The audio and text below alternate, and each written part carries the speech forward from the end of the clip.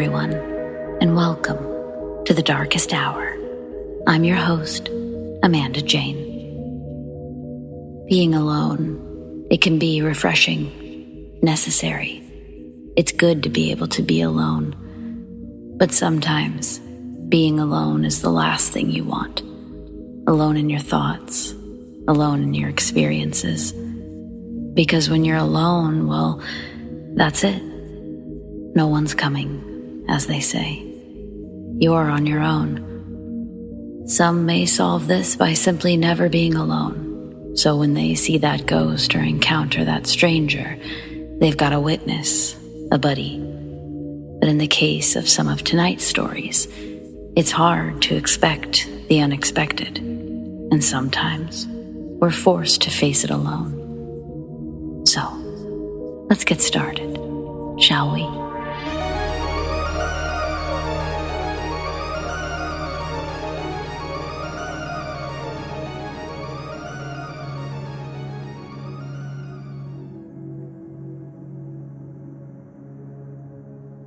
I was at the laundromat today with my father and my 1.5-year-old. To kill some time between loads, I took my extremely active tot outside where he couldn't destroy things. There was a gas station about 30 yards next door, and there was a 6-foot chain link fence halfway between that separated the lots. The area just outside the laundromat that's connected to this fence was a little grassy, sandy, open area with one large tree right in the center. My son runs outside, turns, and starts running around in this area, laughing and playing, which is great. After about a minute, he starts running up diagonally towards the fence in the direction of the gas station. I'm laughing behind him, watching his little legs go, when all of a sudden, I hear footsteps approaching behind me. So I turn and look, and I kid you not, it was like the movie Get Out. This man was just straight, knee to chest, running straight towards my child, with manic eyes. I bolted and scooped him up. I darted back into the laundromat so fast. I glanced back over my shoulder when I was taking off, and the guy was now on his knees, laughing and then rolling around, being all weird. I'm not sure if he was mentally ill or high, but I was shaking so bad because I had no clue what his intentions were.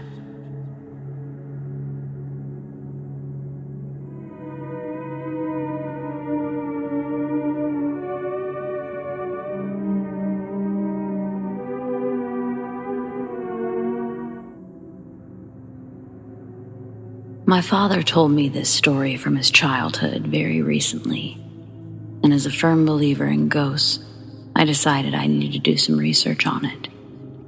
If anyone knows any legends or stories that sound similar to this, please give me your thoughts. For reference, as a child, my father was around 10 when this happened. He lived in a cabin on stilts, right next to a river in the mountains. The long driveway that led to his house, along with the other cabin that belonged to a family friend and was primarily used as a vacation home, had sort of a slope on one of the sides. It went down rather far and trees filled the area. Where the land became flat, there sat an old trailer, one of those small ones, and part of the river was near it, which will later be important to the story. Keep in mind that no one in the family ever spoke about this trailer, and as far as my father could remember, it was never even acknowledged. My father and his cousin would constantly explore places that most people would walk away from, even as young children. I've been told stories of them climbing down into caves with only a flashlight, or just waltzing into abandoned cabins in the middle of the woods without a second thought. Yet, they never went down to that trailer. My father said they would often look down the hill to the trailer, but never climb down due to the intensely negative vibe the place gave off. One night, My father and his cousins were playing outside around dusk. For some reason or another, they ended up at the top of the hill, looking down at the trailer. This time, though, it was different. Near the top of the trailer, there was a small window, a small little port window kind of thing. They saw a face looking back at them through the window and immediately booked it. They ran down the driveway back towards the cabin, panicked about what they had just seen. When my father looked back, they saw a floating head chasing after them. My father had a hard time describing the head, as it had been a long time since this event took place, but he kept reiterating that it had a strange kind of glow to it. The way he described it was as if you were to look at a light bulb. It was like the aura around it. His cousin said it seemed like a fireball. When they arrived back at the cabin's front porch, the head was no longer chasing them and was nowhere in sight. They never told their parents about the experience because, as my father says, a floating head was chasing us. Who's going to believe that? Later, I believe a year or so later, it could have been longer, a huge flood hit the area. The waters were so deep that the entire trailer would have been completely submerged. When the floodwaters receded, the trailer was gone, washed away with the water. No one in the family ever mentioned it or spoke about it, and no trace of it was ever seen again.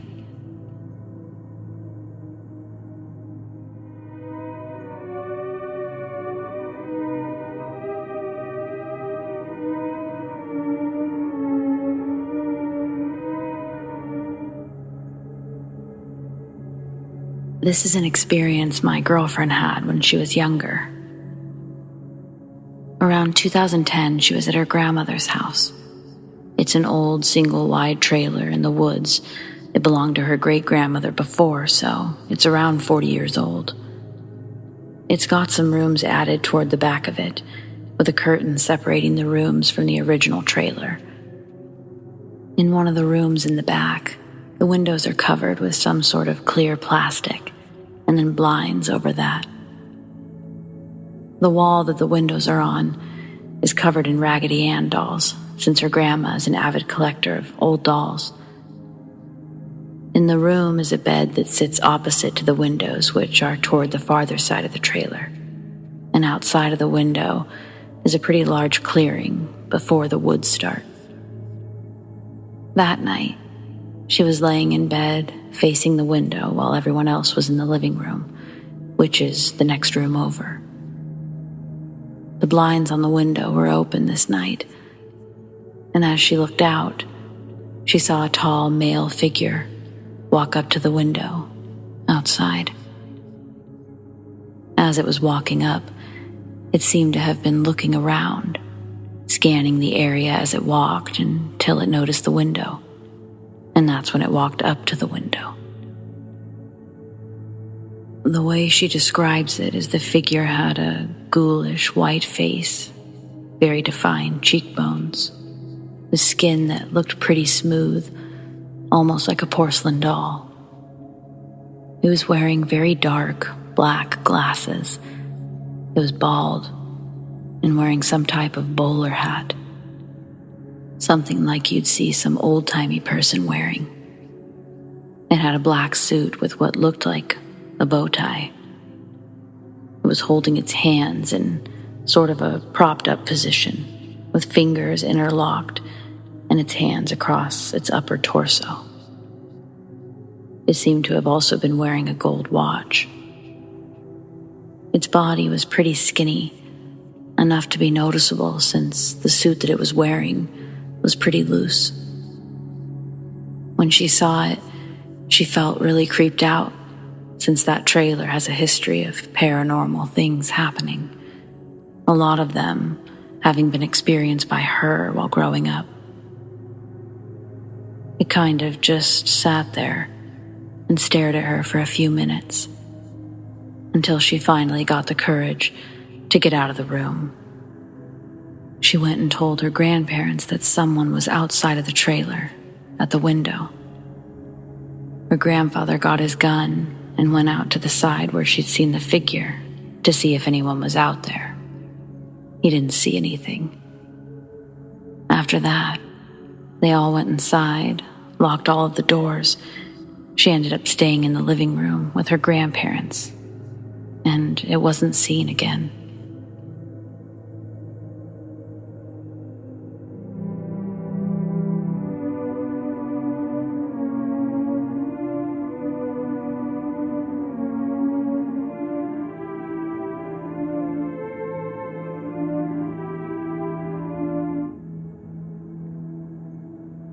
This is a memory my sister and I have from when we were kids.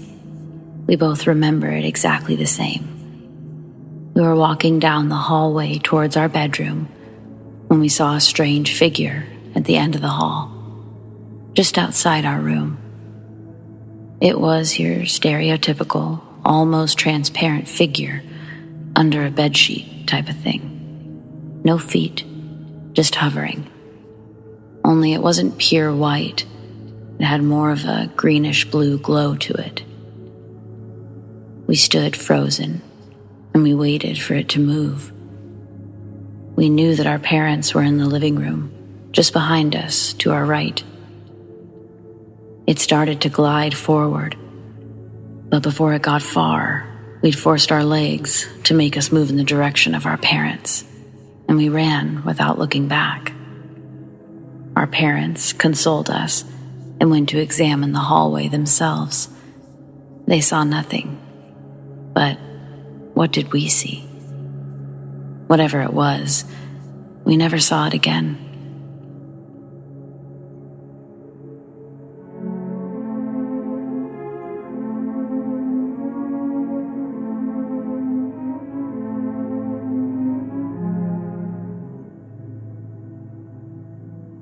After a painful breakup, I decided to try Tinder and Bumble. I'd gone on a few dates on both, and everything went fine.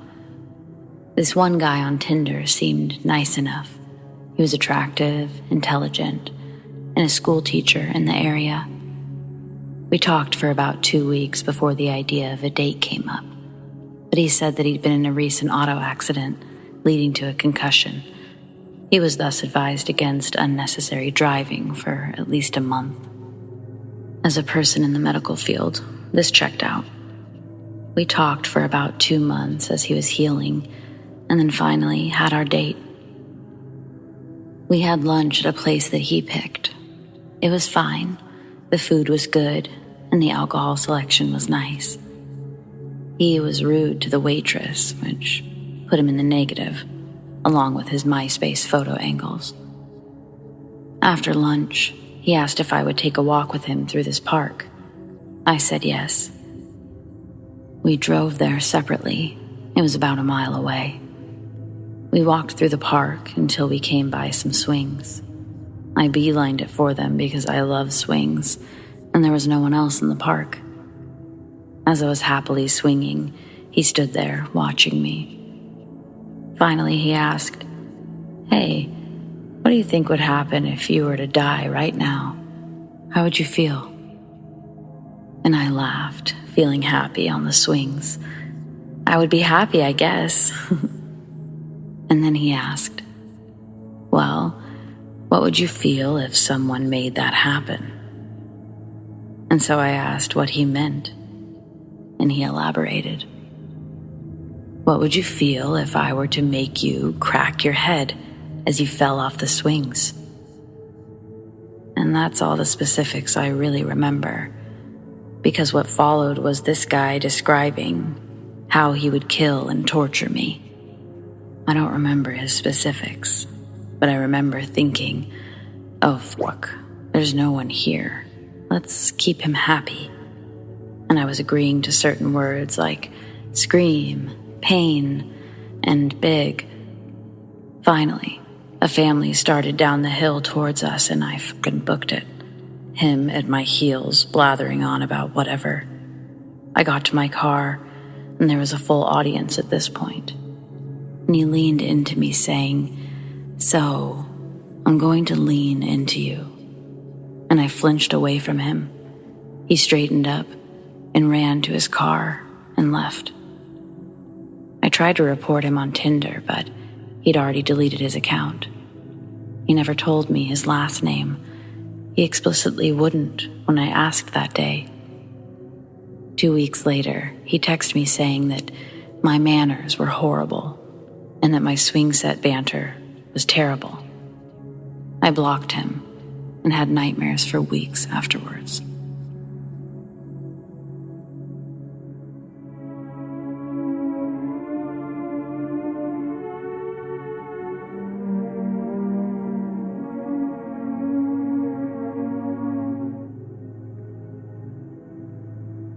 I encountered what I believe was Bigfoot on 2 separate occasions.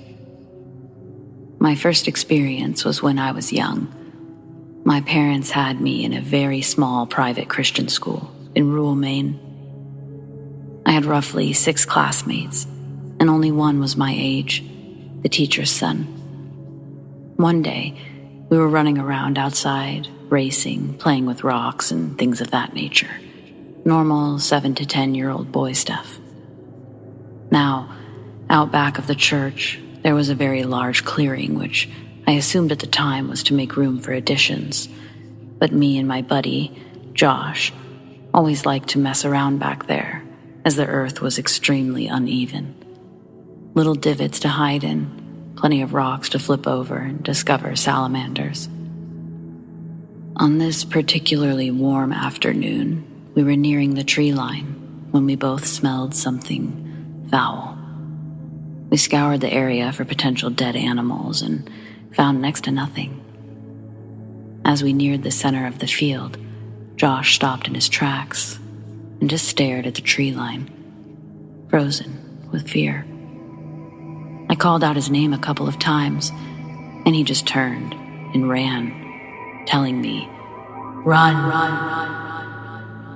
I looked in the direction that made him flee, and I saw a very tall, upright human figure walking between trees with its face following me. Hair covered its body. I too took off and never went back. Our parents, of course, said that we saw a bear, but we know what we saw was no bear. Fast forward to 2012. I've gotten married, have a child, and have enlisted in the U.S. Navy. I was stationed in the Pacific Northwest and have heard the stories, but heeded none of the warnings. My wife scoured the internet one weekend for an easy hike. Our daughter wasn't really old enough to walk, so we decided to bring the stroller. I'm going to be honest, I don't remember the exact location, but I do know that it was off the beaten path. We pulled up to the trailhead and we saw a couple of people very swiftly get into their vehicle, almost panicked, and they sped off. My wife and I dismissed it as they were probably in a hurry to get somewhere, so we continued, business as usual. We began down the path and almost immediately started getting an uneasy feeling. Mutually and audibly, we agreed that something was off. About 5 minutes deep into this actually rough path, the stroller was a bad decision, we heard a blood-curdling scream, which sounded like a woman, but not quite human. It was deep in the woods to our left. My wife and I looked at each other frantically. Time to go. I grabbed my daughter and my wife grabbed the stroller, and we took off. We heard the scream moments later, but this time it was much closer. And now we were hearing something very large trudging through the woods, but we couldn't see anything. We slowed down to listen, trying desperately to keep our location hidden, despite the fact that we felt like we were being watched. Now, the thing moving in the woods was coming from different directions without warning. We could not pinpoint where to keep our eyes, which direction. As we paused briefly again, it seemed like the woods stood still. No sounds, not even birds chirping. We felt like this was our opportunity to barrel out of there. We took off. We were close to the trailhead anyway. Not seconds after our borderline sprint, a massive boulder, probably 100 pounds, launched across the trail as if by slingshot, bouncing off the massive trees. We tried to see where it came from, as there were no hills, but to no avail. We kept moving, and we noticed a downed tree that was in the walking path, which wasn't there previously. After that, we got into our vehicle and took off. Were these humans messing with us? My wife and I didn't wait to find out. It was terrifying, and I doubt that we'll ever know the truth.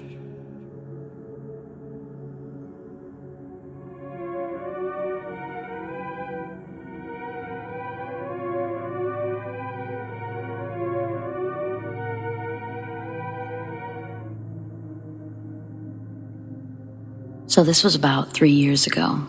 It still creeps me out. I was 18 at the time. I'm now 21. I was walking home from work at the local pizza joint, and I took my usual route home. It was about 9:45, 10:15 p.m., and it was super dark. As I'm getting about 100 yards away from the street I live on, a white van turns onto the street. Something didn't sit right with me, so I yanked out my earbuds and paused my music. I then turned down my street, and as I'm getting closer to my house, I start getting a weird gut feeling.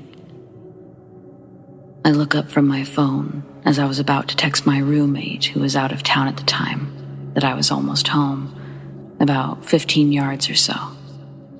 As I look up, I notice the white van sitting in front of my house, and the man inside is just staring at me.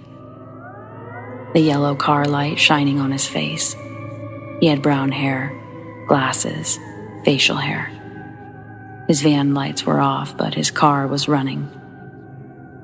I stop and I put my back to a tree in my neighbor's yard, and I just stood there, maintaining eye contact with this man.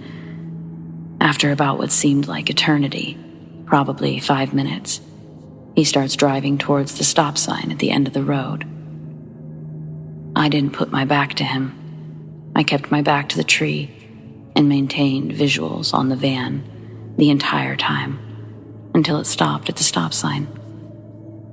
He just sat there for probably 2 or 3 minutes, all while I'm not looking away and while my back was still on the tree. Finally, he turned right, the direction in which I'd come from, and about 20 seconds of making sure that nobody else was coming, I bolted to my house. I quickly get inside and lock the door. I go to the window and very quietly look through the blinds. After a few seconds of looking, he drove back up and down the street and left again. Afterwards, I text my roommate what happened, and then went to each and every one of the windows in my house to make sure they were locked, along with the back door and garage door. I made sure to keep all the lights off for the remainder of the night. I didn't sleep a lick that night. I was so paranoid at every sound or movement. Let's just say, I never walked home after that.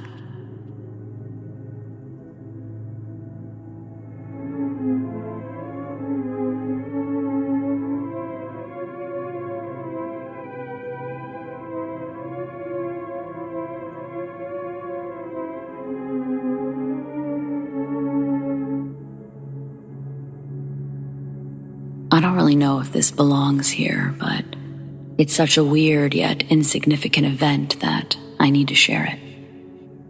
I was at a family event today, Queen's Platinum Jubilee, and unfortunately, my family eats that kind of thing up.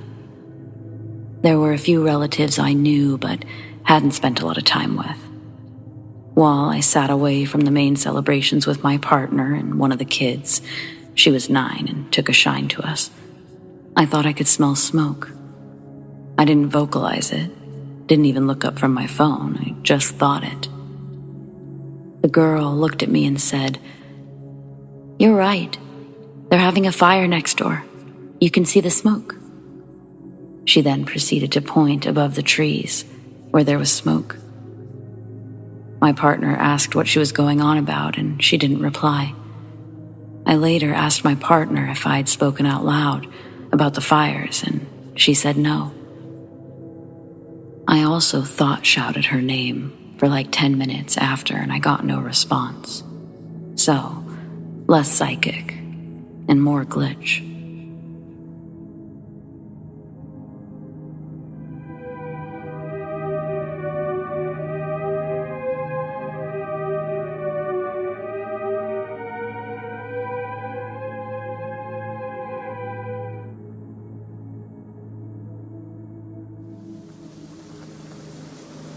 It was raining. An ambulance's approach can be heard just beyond the hill in the distance. I'm no longer sitting in my driveway, listening to the Vikings game on the radio. I'm no longer in my car at all. An inhale brings the cold air into my lungs, piercing the warmth they once held. Exhaled in a fog in front of me. As if waking from a dream, my conscious senses begin to construct the reality around me. A quick glance down reveals that I'm now standing on the ledge of a bridge. The waters below travel at an unforgiving pace. A dark, raging current witnessed from what is surely a perishable height. Shock and terror propel me backward. My legs react before my brain, and I desperately cling onto the metal light pole that shared the small ledge with me. Tight in my embrace, I notice that I'm not alone.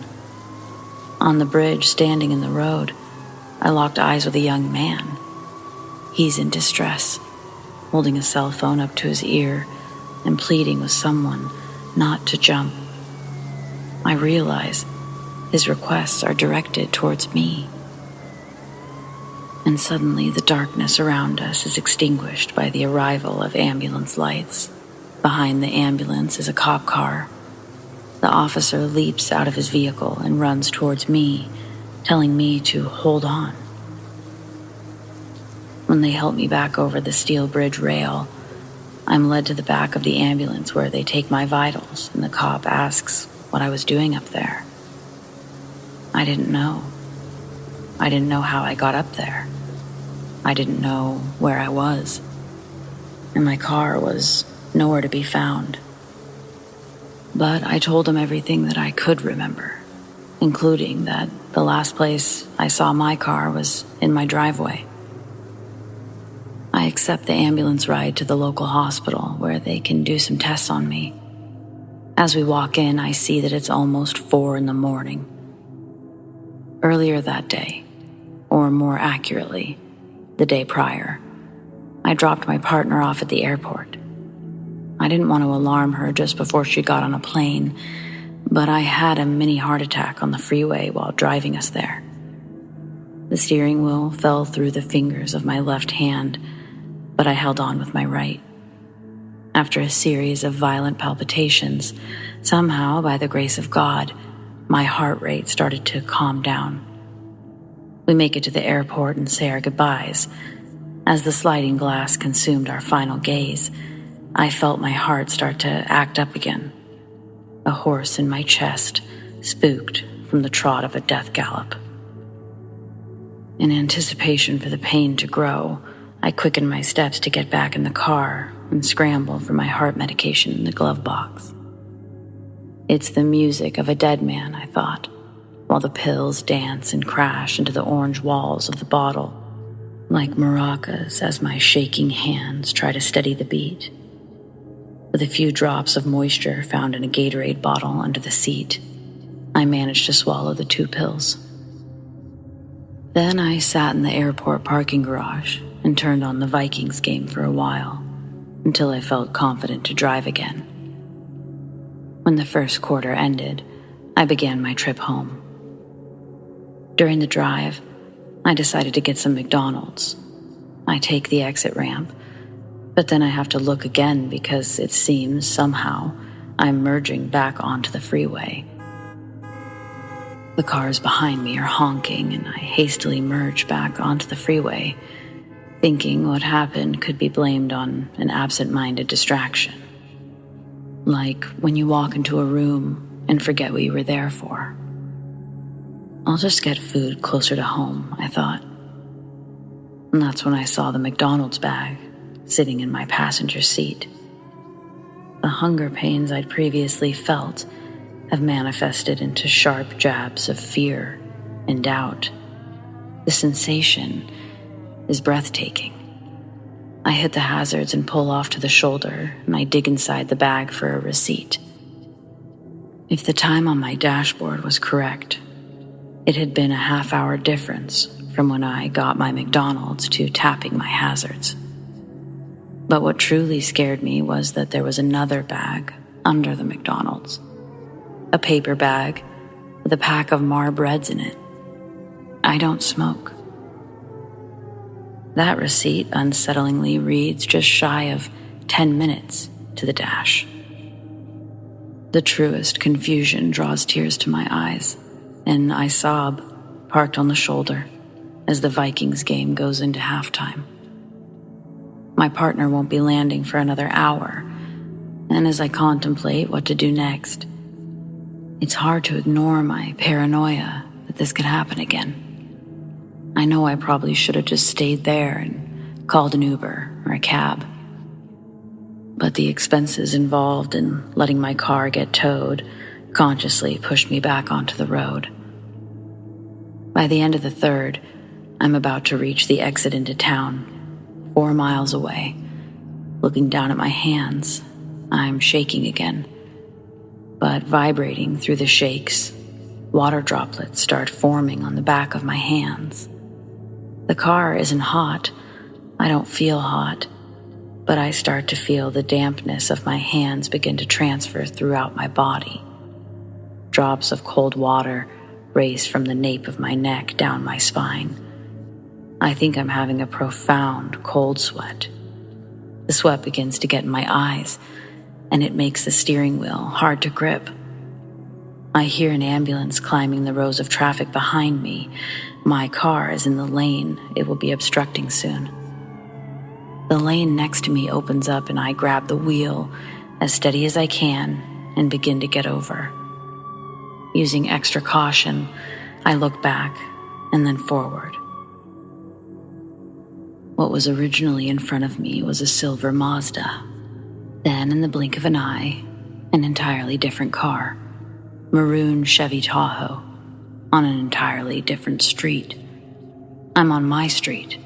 In the game, it's almost over. As I rip into my driveway, I put the car in park, and I rest my head against the headrest as I contemplate calling an ambulance. But part of me just wants to go inside and go to bed. But it's in that moment that I'm transported to where I started the story. The ledge. From gas pedals beneath my feet to the stone of that ledge.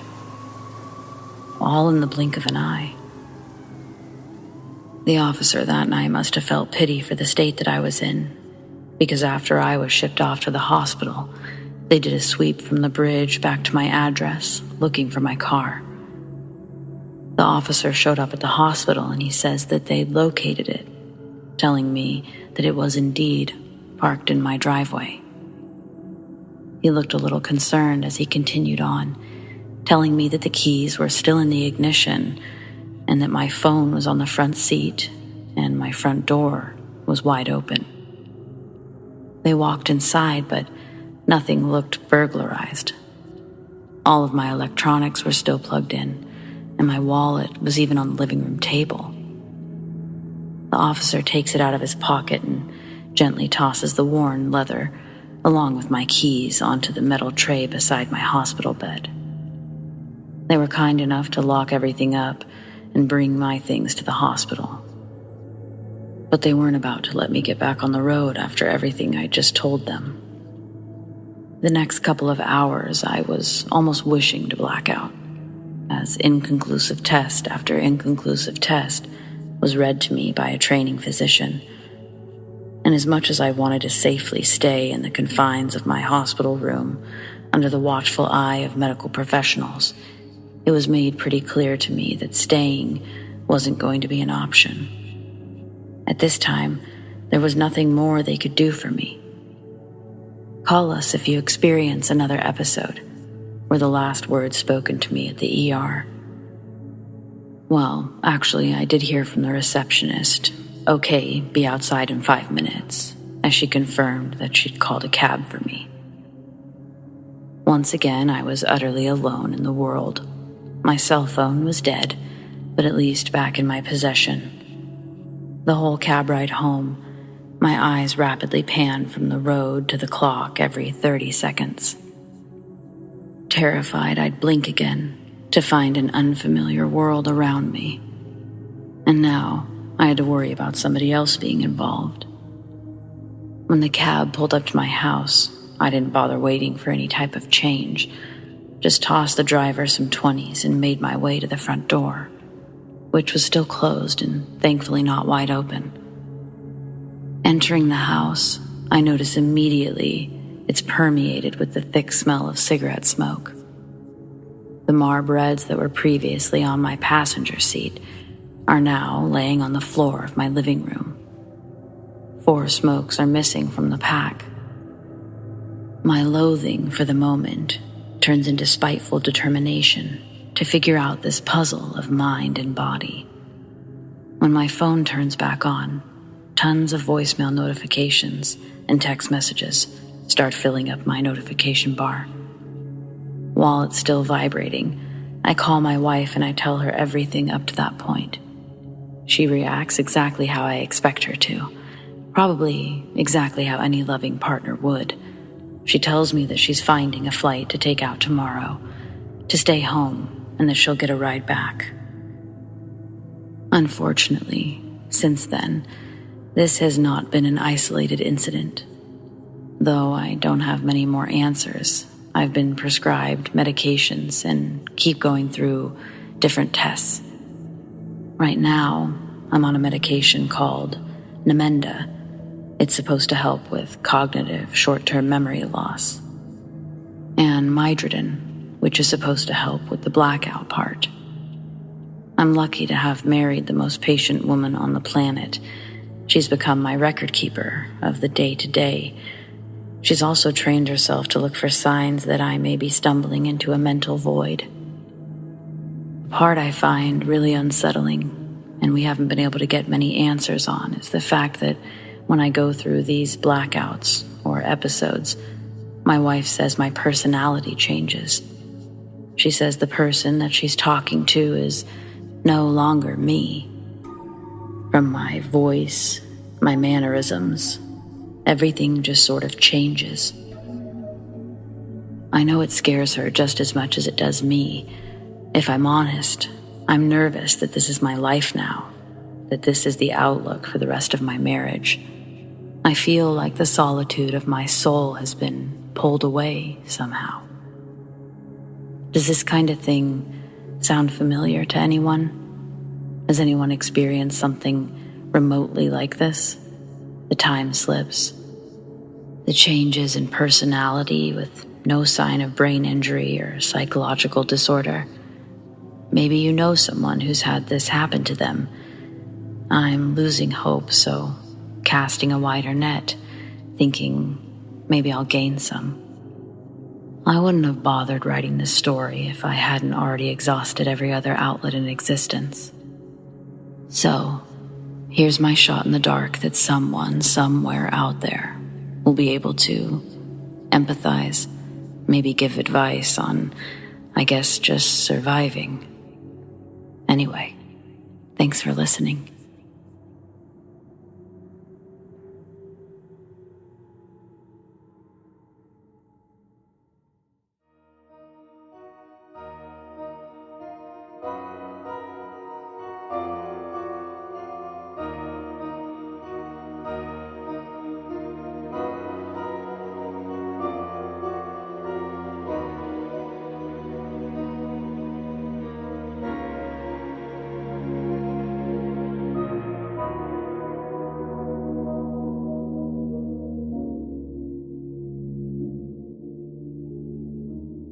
Well, friends, it appears we've reached the end of tonight's episode, but don't miss a brand new one every Friday. I want to thank those who shared their stories, and a big thanks to all of you for listening. Don't forget to like this video, subscribe to The Darkest Hour, and tap the bell so you never miss a thing. I sure do appreciate all of it, and I can't thank you enough. Huge shout out to all of my patrons for their unwavering support. MISANTHROPIA, Shane Q, Monica L, The Dark Cosmos, ZOEWATT, Shelly B, Rat Girl, ALISHA S, ERIN G, and The Darkest Hour's newest patron, Donald C. If you want to support The Darkest Hour in other ways, consider joining my Patreon. Check out patreon.com/thedarkesthour or click the link in the description to learn more. You can keep up with me and all things Darkest Hour over on my Instagram at thedarkesthouryt. Or if you'd prefer, follow me on Twitter, AmandaJaneTDH. Do you have stories like these? I'd love to share them. Send them to me, amandadarkesthour@gmail.com. Or on the Darkest Hour subreddit, The Darkest Hour YT. Stay spooky.